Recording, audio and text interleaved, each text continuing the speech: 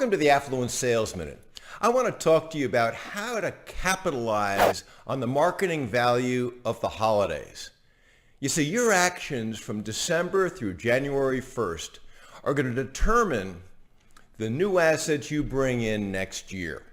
And advisors that pay attention to December and recognize December is all about relationship management and relationship marketing usually will have a stellar following year.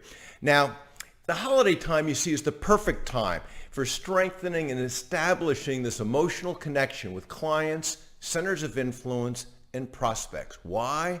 Because everybody is getting social.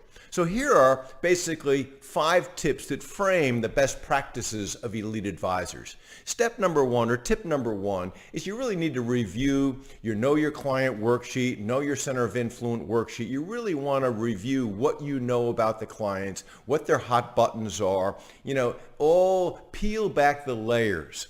The second step is really linked to that.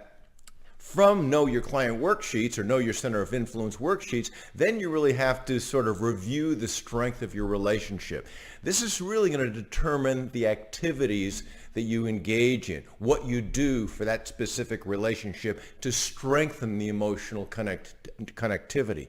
Step number 3 is now you really want to think about delivering, personalized gifts. Now, this is not a one-size-fits-all gifting, and we know that one-size-fits-all is much easier, but it doesn't do as much for strengthening the emotional connectivity, and it does very little for stimulating word-of-mouth influence. Whereas if you take the time to personalize your gifts, this is for your top clients now and for your centers of influence, these referral alliance partners, not only do you really do a much better job of strengthening the emotional connectivity, but you have a much higher probability of stimulating word-of-mouth influence.